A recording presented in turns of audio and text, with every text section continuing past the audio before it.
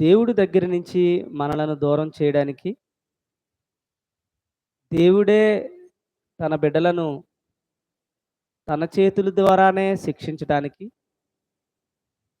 దేవుడే తన బిడ్డలను దూరం చేసుకోవడానికి సాతాను రకరకాలైనటువంటి ప్రయత్నాలు చేస్తున్నాడు ఈరోజు. ఏ తండ్రైతే మనలను పెంచి, పోషించి సమస్తాన్ని ఇస్తున్నాడో, అదే తండ్రి దగ్గర సాతాను ఏం చేస్తున్నాడంటే, ఏవేవో లేనిపోని మాటలు చెప్పి కొడుకు మీద ద్వేషం కలిగేటట్టుగా ఈ లోకంలో ఒక తండ్రి మనసును మార్చేటి, నీ గురించి ఇలాగంటున్నాడు, నీ గురించి ఇలాగంటున్నాడు మీ అబ్బాయి, నిన్ను తిడుతున్నాడు, అలాగిలాగని ఆ తండ్రిని మార్చేసి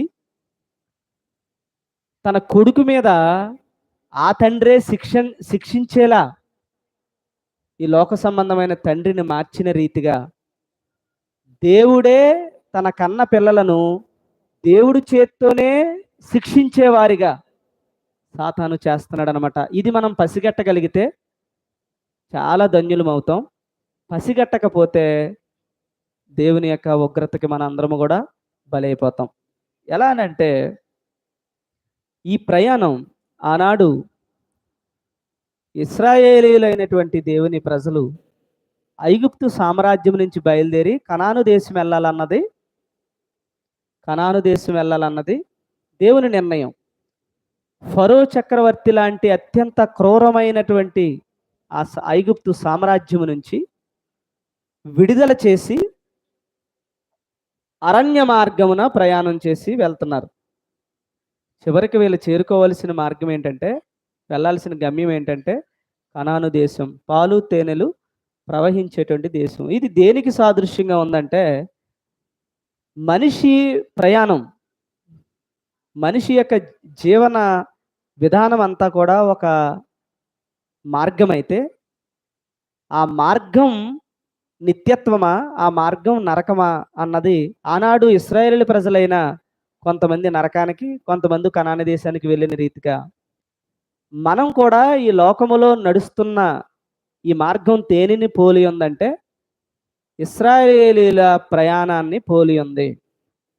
ఇది మీరు అర్థం చేసుకుంటే మీరు ఎలాగా వారు చేసిన తప్పులు మీరు చేయకుండా జాగ్రత్త పడతారు. తప్పు చేస్తే వాళ్ళలాగే మనం కూడా కనాను దేశానికి చేరకుండా పోతాం. ఇందులో ప్రధానంగా మీరు గుర్తుపెట్టుకోవాల్సిన విషయం ఏంటంటే, ప్రయాణం చేసి వస్తున్నారు కదా, వచ్చినప్పుడు ఎర్ర సముద్రం లాంటి ఒక సమస్య వచ్చింది. అప్పుడు సమస్య వస్తే ఎవరైనా ఏం చేస్తారు? దేవుని మీద ఆధారపడతారు. వెంటనే మోషేకి చెప్పారు, వెనకాల ఏమో పరిస్థితులు ఉన్నాయి. అప్పటికే వీళ్ళలో ఒక విధమైనటువంటి అలజడి, భయంకరమైన పరిస్థితులు వచ్చాయి. అయినా మోషే నాయకత్వంలో ఆ ఎర్ర సముద్రాన్ని దాటి బయటకు వచ్చారు. దేవుడు ఎర్ర సముద్రమునే దాటి బయటకు వచ్చి నన్ను ఈ రోజు నీ స్థితిలో దేవుడు నిలబెట్టాడంటే, ఆరిన నేలపై నడిచినట్టుగా అనేటువంటి మాటని ఉపయోగించి దేవుడు ఎంతో అద్భుతాన్ని చేశాడు కదా. అంత అద్భుతం చేసిన దేవుడు నాకు తోడుంటే నాకు ఈ లోకంలో ఏది? ఫరో చక్రవర్తి లాంటి వాడే మట్టి కరిచేశాడు కదా, నా దేవుడు అంత శక్తివంతుడు అని ఒక రుజువుగా నీ గుండెల్లో పెట్టుకోవాలి. ఇది ఒక అన్యుడికి, ఒక వ్యభిచారికి అయినా ఈ విషయం తెలుసన్నా వాళ్ళు భయపడ్డారు, కానీ ఇశ్రాయేలు ప్రజలు మాత్రం ఆ టైంకి అలాగైనా మళ్ళీ దేవుని మీద వారు తిరుగుబాటు చేశారు. కాబట్టి ఈ ఈ అత్యంత శక్తివంతమైన ఒక గొప్ప కార్యాన్ని దేవుడు చేసి ముందుకు తీసుకెళ్తున్నప్పుడు వారికి అరణ్య మార్గంలో కొన్ని కష్టాలు వచ్చాయి. కష్టాలు రాగానే వాళ్ళు ఏం చేశారంటే దేవుని మీద తిరుగుబాటు, సనుగుకోవడం ఇవన్నీ ప్రారంభించారు. ఎందుకు ఎర్ర సముద్రాన్ని దాటించిన దేవుడు ఆ చిన్న చిన్న కష్టాలను ఎందుకు పెట్టాడు అంటే, శ్రమ లేకుండా నువ్వు వెళ్ళడానికి దేవునికి ఇష్టం లేదు. శ్రమ అనేది కంపల్సరీ మనం ఉండాలి. శ్రమల్లో వాళ్ళు నిలబడ్డారా?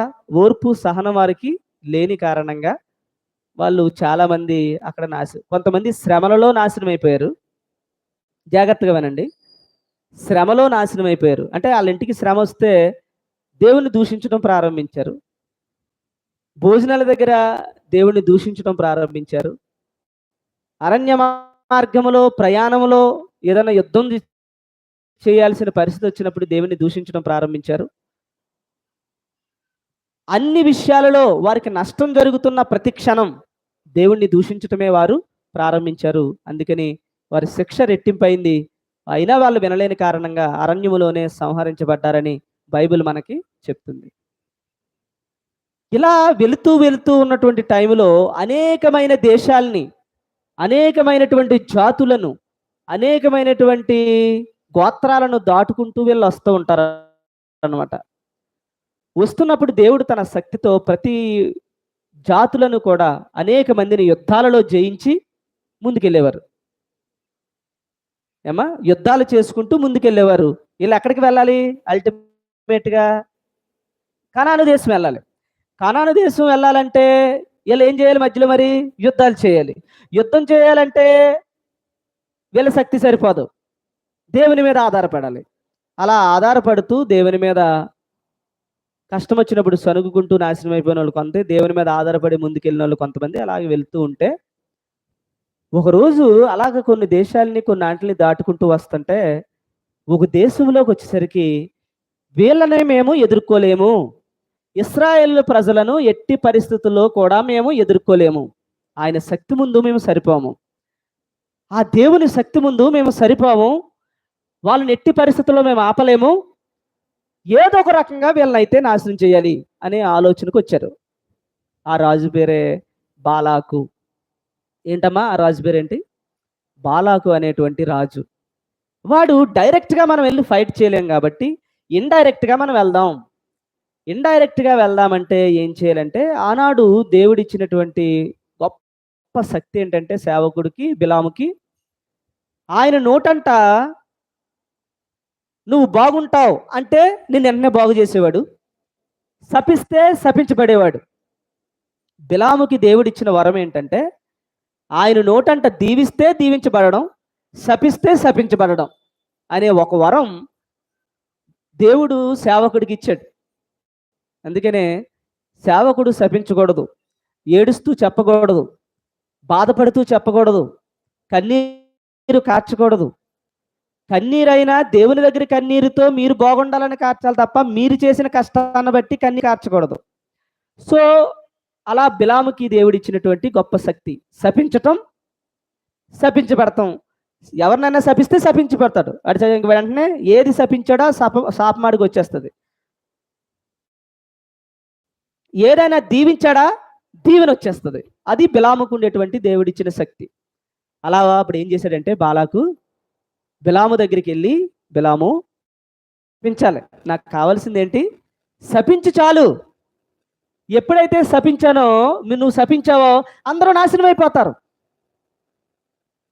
అందరూ నాశనం అయిపోతారు. నువ్వు శపించు, నువ్వు శపిస్తే చాలు వాళ్ళు నాశనం అయిపోతారు. దీనికోసం నేను నీకు ఎంత డబ్బు అయినా నేను ఇస్తానని బాలాకు చెప్పాడు. అప్పుడు బాలాకు చెప్పిన డబ్బు ఆఫర్ ఏదైతే ఉందో, బంగారం ఆఫర్ ఏదైతే ఉందో, దానికి లోబడిపోయినటువంటి బిలాము వెళ్ళి వారందరినీ శపించేద్దామని వెళ్ళాడు. వెళితే దేవుడు ఏం చేశాడంటే నోటంట శాపాలకు బదులు దీవెనలు వచ్చేలా దేవుడు తన యొక్క ఆత్మను మార్చేశాడు. బిలాము వెళ్తున్నాడు శపిద్దామని లోపల దేవుడు తన శక్తితో ఏం చేస్తున్నాడంటే దీవించేలాగా చేసేసాడు.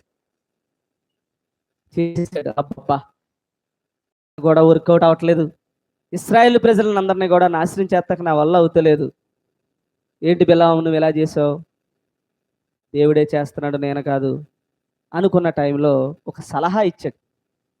ఒక సలహా వచ్చింది. ఆ సలహా ఏంటంటే, బాలాకు మా వాళ్ళు ఎవరైతే ఉన్నారో, అంటే మీకు అర్థం అవడం కోసం నేను స్టోరీలాగా అలాగా మీకు చెప్తున్నాను అంతే, చేసుకోండి. బాలాకు నువ్వేం చేస్తావంటే, మా వాళ్ళే నేను శపించి పడిపోవడం ఇవన్నీ అయ్యే పని కాదు, కానీ నీకు చిన్న చిట్కా చెప్తా. ఏంటంటే చిట్కా, మా ఓళ్ళ మీదకి మీ మోయాబు స్త్రీలు ఉన్నారు కదా, ఆ స్త్రీలని అందంగా రెడీ చేసి మా ఓళ్ళ మీదకి ఉసుగలిపావంటే అమ్మాయికి పడలేనోడు కానీ, వ్యభిచారానికి తలగ్గలేనోడు కానీ, ఏమ్మా, ఎవడు ఉండడు. ఒకవేళ వాళ్ళ ఎదురుగా నువ్వు ఈ ప్రయత్నం నువ్వు చేయగలిగితే నా దేవుడే వాళ్ళని చంపేస్తాడు, ఇంక నీకు మళ్ళీ పెద్దగా పనే ఉండదు ఇంకా అని ఒక సలహా పొందుకున్నాడండి. ఎవరు? బాలాకు. అప్పుడు వెంటనే ఏం చేశాడంటే, ఆ మోయాబు స్త్రీలను ఏం చేశాడమ్మా, దేవుని బిడ్డలను నాశనం చేయడానికి, నోట్ దిస్ పాయింట్, దేవుని ప్రజలను నాశనం చేయడానికి సాతాను ఉపయోగించుకున్న ఒక మార్గం ఏంటంటే స్త్రీ. స్త్రీ అనగా వారితో వ్యభిచారం చేసేటట్టుగా చేశారు. ఏమో అర్థమవుతుందా? మోయాబు స్త్రీలను అందంగా రెడీ చేసి ఇశ్రాయేలీయుల యొక్క యుద్ధ నైపుణ్యము తెలిసి చక్కటి శత్రువులను జయించగలిగిన సామర్థ్యము కలిగిన పరాక్రమశాలుల మీదకి ఈ అమ్మాయిల్ని ఏం చేశాడంటే ఉసుగొల్పాడు. ఉసుగొల్పిన పరిస్థితుల మధ్య ఇశ్రాయేలీయులు వారితో వ్యభిచారం చేయడమే కాదు, వారి దేవతలకు మొక్కేవారిగా చేశాడనమాట. చూసారా, అక్కడ అయిపోయింది. ఇశ్రాయేలు ప్రజల్ని పడగొట్టడానికి ఎవరిని ఉపయోగించుకున్నాడు? వ్యభిచారం అనేటువంటి ఒక దుర్మార్గతను క్రైస్తవ సమాజంలోనికి తీసుకొస్తున్నాడు ఈరోజు సాతాను. గుర్తుపెట్టుకోండి. ఇది మీరు అనుకుంటున్నారు క్షణికాలపు సంతోషం కోసమో, సుఖం కోసమో, లేకపోతే ఒక ఇష్టం అనే దానికోసమో, ఒక ప్రేమ అనేటువంటి దానికోసమో, లేకపోతే నాకు నచ్చో, లేకపోతే నేను మోహించో, లేకపోతే నేను బాగా ఇష్టపడో అనుకుంటున్నావు. కానీ నువ్వు ఏ పేరైనా పెట్టుకో అందంగా, కానీ క్రైస్తవ సమాజాన్ని నాశనం చేయడానికి సాతాను వేస్తున్న పన్నాగం నీ జీవితాన్ని నాశనం చేయడానికి. సంఖ్యాకాండం 25వ అధ్యాయాన్ని మనం పరిశీలన చేసినప్పుడు, ఇశ్రాయేలీయులు సిత్తీములో దిగి ఉండగా ప్రజలు మోయాబు రాండతో వ్యభిచారము చేయసాగిరి. వీళ్ళు ఎన్నో దేశాలను దాటారు, ఎంతో మందిని జయించారు, ఎన్నో యుద్ధాలలో పరాక్రమశాలులుగా నిలబడ్డారు. కానీ ఒక చోటకు వచ్చేసరికి మోయాబు స్త్రీలతో వ్యభిచారం చేశారు. చూసారా ఎలా ఓడించారో? డైరెక్ట్గా యుద్ధం చేయలేక క్రైస్తవుని డైరెక్ట్గా వాడు ఎదుర్కోలేక వాడి చేతే పాపము చేయించేస్తే చాలు, దేవుడే వాళ్ళని చంపేస్తాడు. అలా చేసిన టైంలో ఆ స్త్రీలు తమ దేవతల బలులను ప్రజలను పిలవగా వీరు భోజనము చేసి వారి దేవతలకు నమస్కరించిరి. అట్లు ఇశ్రాయేలీలు బేల్బోరులో కలుసుకున్నందున వారి మీద యెహోవా కోపము రగులుకొనెను. ఏ దేవుడైతే వారికి సహాయం చేశాడో, ఏ దేవుడైతే వారిని ఇంతవరకు శక్తివంతులుగా నడిపించాడో, వీరు చేసిన పాపమును బట్టి వారి మీద దేవుని కోపము రగులుకుంది. ఈ రోజున దేవుని కోపం నీ మీద రగులుకోవడానికి కారణం ఏంటో తెలుసా? నువ్వు చేయకూడని పనులు నీ చేత సాతాను చేయిస్తున్నాడు. అందుకని దేవుని యొక్క ఉగ్రతకు నువ్వే బలైపోతున్నావు. అందుకని చేయాల్సిన పనులు, చేయకూడని పనులు ఉంటాయి క్రైస్తవులకి. కొన్ని విషయాల్లో తలదూర్చకూడదు, కొన్ని విషయాల్లో ఎంత కష్టమైనా తలదూర్చాలి. వ్యభిచారం అనే వల వేసాడు సాతాను. ఈరోజు చాలామందిలో ఈ బలహీనత ఉంటుంది. వారు అనుకుంటారు ఇదేదో శరీర సంబంధమైన వ్యామోహం అని. కాదు, నీ జీవితాన్ని నాశనం చేయడానికి, నీ బ్రతుకును దేవుని చేత సంహరించడానికి, నీ జీవితాన్ని ఎందుకు పనికి రాకుండా తయారు చేయడానికి సాతాను వేస్తున్న పన్నాగం. నీలో ఉన్న కొద్దిపాటి విశ్వాసాన్ని, నీలో ఉన్న కొద్దిపాటి దేవుడు నీ మీద చూపుతున్న ప్రేమకు దేవుని దగ్గర నుంచి నిన్ను దూరం చేయడానికి సాతాను వాడుతున్న పన్నాగం. ఇది నువ్వు తెలుసుకోక నువ్వేం చేస్తున్నావంటే వ్యభిచారం చేసి భయంకరమైనటువంటి నీ జీవితాన్ని సర్వనాశనం చేస్తున్నావు. నీతోనే పోతుందా అది? నీ పిల్లలు దాన్ని చూస్తున్నారు, నీ ఊరు చూస్తున్నారు, నీ గ్రామం చూస్తుంది. నువ్వు దేవుని నమ్ముకున్నటువంటి దానివి గనుక నీ మీద మొత్తం ఫోకస్ అంతా సాతాను పెడతాడు. అప్పుడు దేవుని నమ్ముకున్న వాళ్ళు ఇంత నీచమైన వాళ్ళు అని దేవుని మీద వేస్తున్నారు మచ్చ. మొదలకి నీకు ఎక్కడ తీసుకొస్తుందంటే దేవుని కోపము రగులుకునేటట్టుగా నీ జీవితాన్ని నా సర్వనాశనం చేసుకుంటున్నారు ఈ రోజున వ్యభిచారానికి ఇష్టపడుతున్నటువంటి వాళ్ళు. ఈ వ్యభిచారం అనే ఈ పదం ఒక మనిషిని నాశనం చేయడానికి సాతాను వాడుతున్న పన్నాగం. గుర్తుపెట్టుకోండి. ఇది కేవలం ఇది నిన్ను నాశనం చేయడానికి సాతాను మాత్రమే వాడుతున్న ఒక ఆయుధం. కాబట్టి ఎట్టి పరిస్థితుల్లో కూడా వ్యభిచారం అనే ఆలోచన కూడా నీ మనసులోకి రానివ్వకుండా నువ్వు నిలవబడగలిగిన రోజున దేవుడు నీకు తోడుగా నిలవబడతాడు. నీకు పరలోకపు సైన్యాన్ని దేవుడు నీకు తోడుగా ఉంచుతాడు. అలా అయితే వాళ్ళు చేసి చివరికి అప్పుడు యెహోవా మోషేతో ఇట్లనెను, నీవు ప్రజల అధిపతులందరినీ తోడుకుని యెహోవా సన్నిధిని సూర్యునికి ఎదురుగా వారిని ఉరితీయము.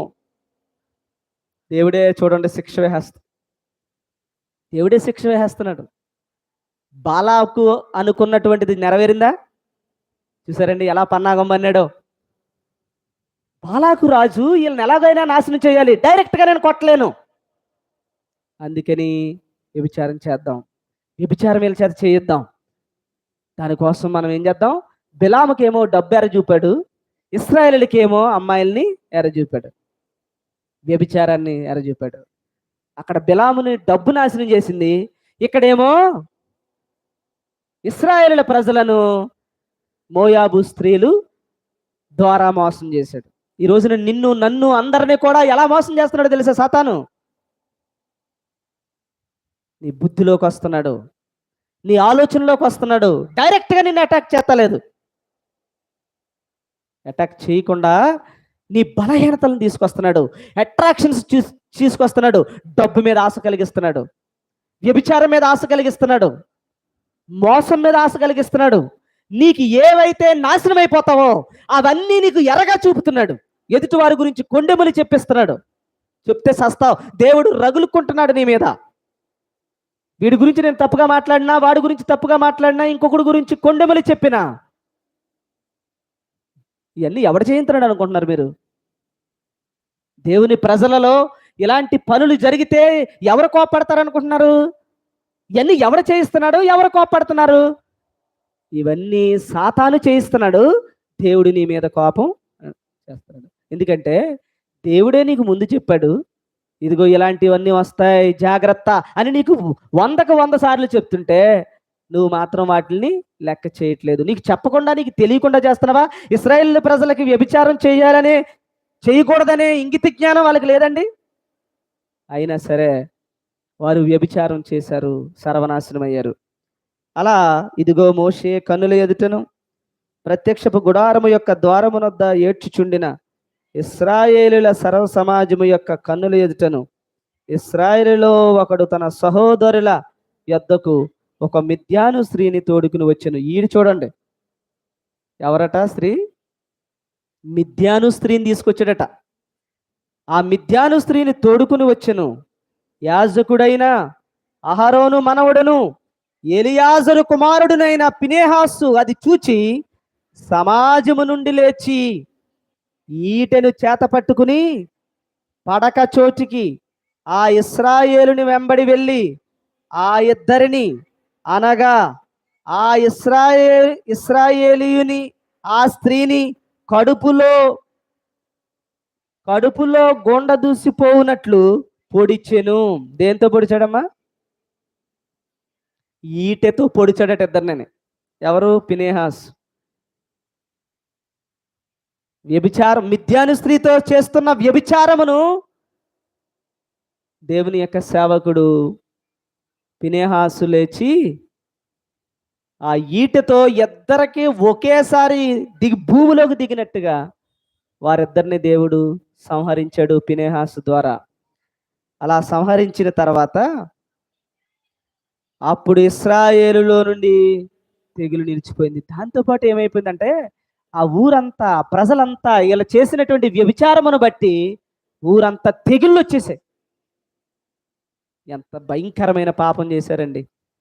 తెగులుతో చచ్చిపోతున్నారు. రోజుకి కొన్ని వందల వేల మంది చచ్చిపోతున్నారు వరుస పెట్టి. వ్యభిచారం చేస్తున్న వాళ్ళందరూ పోతున్నారు వరుస పెట్టి. ఒక్కడు ఆపడానికి లేదు. పాస్టర్లు వీళ్ళందరూ కూర్చుని అయ్యో అయ్యో అని ఏడుస్తున్నారు. ఏం చేయాలో తెలియట్లేదు. ఈ లోపల ఒకడు మిద్యాను స్త్రీని తీసుకొచ్చి దాంతో వ్యభిచారం చేస్తున్న సంఘటన కంటపడింది. వెంటనే లేచి ఆ ఈటిని తీసుకుని ఇద్దరినే ఒకే పోటు పొడిచాడు. ఎప్పుడైతే ఒకే పోటు పొడిచాడో ఆ ఊర్లో ఉన్నది ఏమాగిపోయింది? తెగిలాగిపోయింది. చప్పట్లు కొట్టి దేవుని నామాన్ని మహింపరచండి. ఈ రోజున వ్యభిచారం చేస్తున్న వారు కానీ, దేవునికి విరుద్ధంగా మాట్లాడుతున్న వారిని కానీ, దేవుని యొక్క వాక్యానికి విరుద్ధంగా ప్రవర్తిస్తున్న వారిని కానీ సాతాను ప్రేరేపిస్తున్నాడన్న విషయం మర్చిపోవద్దు. అటువంటి వారిని దేవుడే తన కోపం రగులుకుని వారిని సమాజంలో నుండి సంహరిస్తాడన్న విషయాన్ని మీరు గుర్తుపెట్టుకోవాలి. ఈరోజు క్షణికాలపు ఆనందాల కోసం, క్షణికాలపు సుఖాల కోసం విలువైన జీవితాన్ని సర్వనాశనం చేసుకుంటుంది ఈ రోజున క్రైస్తవ సమాజం. ఇది క్రైస్తవులకి మాత్రమే ఆజ్ఞ ఉంది గనుక మిగతా వాళ్ళ సంగతి ఎలా తగలాడినా దేవుని వాక్యము తెలిసిన మీరు మాత్రం ఎట్టి పరిస్థితుల్లో ఇలాంటి పాపాలకు ఒడిగట్టొద్దని దేవుడే మీ మీద రగులుకుంటాడన్న విషయాన్ని మీరు బాగా గుర్తుపెట్టుకోవాల్సిందిగా ప్రభు పేరట మనవి చేస్తూ ఉన్నాను. ఎప్పుడైతే అలాంటి పరిస్థితి జరిగిందో, ఇక్కడ ఈ వ్యభిచారం చేస్తాకి వచ్చినటువంటి మిద్యాను స్త్రీ ఎవరో తెలుసా మీకు? ఆమె పేరు కూడా రాశారండి. ఆమె 15వ వచనములో చంపబడిన స్త్రీ పేరు కుజ్బీ అనేటువంటి స్త్రీ. ఆ పేరుకి అర్థం మోసగెత్తట. వ్యభిచారం చేస్తున్నటువంటి స్త్రీలలో దాగి ఉన్న గుణం ఏంటంటే మోసం. అంత మోసం అంటే వ్యభిచారానికి వెళ్ళడానికి ఇష్టపడిన పురుషుడు కానీ, వ్యభిచారపు ఆలోచనలతో బ్రతుకుతున్న ఏ ఇరువురిలో ఎవరైనా కానీ వాళ్ళు ఏముంటుందట? మోసం. ఆ భయంకరమైనటువంటి మోసం ఈ రోజున సాతాను ప్రజలను ఏరుతూ దేవుని యొక్క కోపంతో మనందరినీ కూడా మన కంటినే మన వేలుతూ పొడిచేటట్టుగా సాతాను మనలను ప్రేరేపిస్తున్నాడు. కాబట్టి కోపం వచ్చింది కదా ఒక మాట అన్నానని కానీ, లేకపోతే నన్ను ఇష్టపడుతుంది కదా అని నేను మాట్లాడానని కానీ, ఇవన్నీ చాలా న్యాక్గా మనిషిని పాడు చేయడానికి సాతాను పన్నుతున్నటువంటి పన్నాగం. బాలాకు ఎన్ని ప్లాన్లు వేసాడో చూడండి. ఒక విషయములో డబ్బు, ఒక విషయములో అమ్మాయి, అలా నాశనం చేశాడు. సామెతల గ్రంథం 5వ అధ్యాయాన్ని మనం పరిశీలన చేస్తే, నా కుమారుడా నా జ్ఞానోపదేశాన్ని ఆలకించు. జాగ్రత్తగా వినండి. కుమారుడా, కుమార్తె అనేటువంటి మాటలు మీకు ఈ మాట తెలుసో లేదో తెలియదు కానీ, ఇప్పుడు ఈ జెండర్స్ ఉన్నాం మనం. అంటే ఆడ, మగ, ఆ ఎన్న, ఆ మే, ఆ ది కదా. జెండర్స్ ఎన్ని? ఆ ఎన, ఆమె, అది. జెండర్స్ ఎన్ని ఇప్పుడు? 3. ఆడ, అదే పురుషుడు, స్త్రీ, జెండర్ అంటే అటు ఇటు కాని 3 కదా. ఈ 3 జెండర్స్ లోకంలో ఉన్నారు. పరలోకంకి వెళ్ళినప్పుడు పురుష జెండర్ కానీ, స్త్రీ జెండర్ కానీ, లేకపోతే అటు ఇటు కాని సంతతి కానీ ఉండరు. పురుషుడు ఉండడు, స్త్రీ ఉండదు. మరి ఎవడా జెండరు అంటే దేవుడు నిర్మించిన మహిమ శరీరముతో ఉండే మరొక కొత్త జెండర్ అది.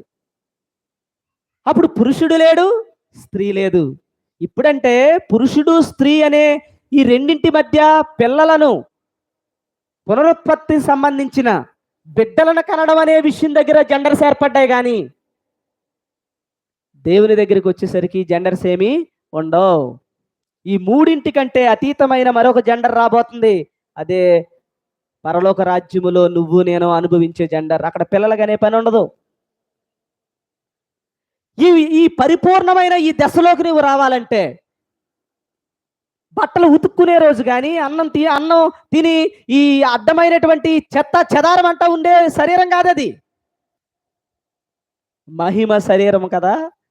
ఆ జెండర్ నువ్వు సంపాదించాలంటే, అట్టి దేవుని పోలిక నీకు రావాలంటే అట్టి దేవుని శరీరమును నువ్వు ధరించాలంటే ఆ శరీరములో నువ్వు వెళ్ళాలంటే ఇదిగో నిన్ను ఎల్లనివ్వకుండా చేస్తున్నాడు సాతాను. నీకు కోపమని, నీకు దగ అని, నీకు మోసమని, నీకు కుళ్ళని, నీకు కుతంత్రమని, నీకు కొండుములని, నీకు వ్యభిచారమని, ఆస్తుల కోసమనో, ఐశ్వర్యాల కోసమనో, అమ్మ నాన్నలను దూషించటమనో, ఈ చెత్తంతా సాతాను నిన్ను ప్రేరేపిస్తున్నాడు. దేన్ని దూరం చేయాలో తెలుసా? నిన్ను పరలోకములో, నిత్యత్వములో దేవుని లాంటి ఉన్నతమైనటువంటి శరీరాన్ని నువ్వు పొందుకుంటావని సాతాను పన్నుతున్న పన్నాగాలు ఇవన్నీ. అందుకని దేవుడు అంటున్నాడు, కుమార్తె అంటే మీరు ఇక్కడ నేను ఎందుకు చెప్పాల్సి వచ్చిందంటే ఇదంతా కుమారుడా అంటే ఓహో కుమారుడు గురించే చెప్తున్నాడేమో, కుమార్తె అంటే కుమార్తె గురించే చెప్తున్నాడేమో. నో, కుమారుడు కుమార్తె అనేది లోకానికి సంబంధించిన జెండర్స్. దేవుని దృష్టిలో స్త్రీ అని లేదు, పురుషుడని లేదు, ఆ దేశమని లేదు, ఈ దేశమని లేదు. దేవుని దృష్టిలో అంతా ఒక్కటైన మహిమ శరీరం రాబోతుంది. ఆ శరీరాన్ని నువ్వు సంపాదించడం కోసం, ఆ మహిమ శరీరమును నువ్వు ధరించడం కోసం ఈరోజు సాతాను వేస్తున్న ఈ పన్నాగాలన్నింటినీ యేసు నామములో నువ్వు చేయించడం కోసం దేవుడు నీకు చెప్తున్న జ్ఞానం ఏంటంటే, కుమారుడా నా జ్ఞానమనే ఈ ఉపదేశాన్ని ఆలకించు. మళ్ళీ మళ్ళీ చదవమ్మా మాట. నా కుమారుడా. ఇప్పుడు కుమారుడు అంటే ఎవరు? పురుషుడనా? స్త్రీయనా? నపుంసకుడనా? ముగ్గురు అనా? ముగ్గురు అనా కుమారుడు అంటే? ఓన్లీ పురుషుడేనా? పురుషుడు, స్త్రీ, నపుంసకుడు ముగ్గురు అని. ఎవడు దేవుని ఆజ్ఞను వింటున్నాడో, పరలోక రాజ్యానికి వెళ్ళడానికి చూస్తున్నాడో, నిత్యత్వాన్ని సంపాదించడానికి మహిమ శరీరము కోసం దేవుడు చెప్పిన ఆజ్ఞలో ఫరో చక్రవర్తి దగ్గర నుంచి, ఐగుప్తు సామ్రాజ్యం నుంచి కనాను దేశానికి వెళ్ళడానికి ప్రయాణం చేస్తూ శ్రమలలో వెళ్తున్నాడో వాడికి ఇది పాఠం. శ్రమలలో నుంచి వెళుతున్నటువంటి వాడికి పాఠం ఇది. సిలువను ఎత్తుకున్న వాడికి పాఠం ఇది. ఒక శ్రమ నుంచి ఇంకొక శ్రమకి జంప్ అవుతున్నటువంటి వాడి పాత్ర ఇది. అవునంటారు కదా? ఎవడో శ్రమ తీసేస్తానంటే వాడి మాట ఎలా నమ్ముతాం? సాతానని మనం గ్రహించుకోవాలి కదా.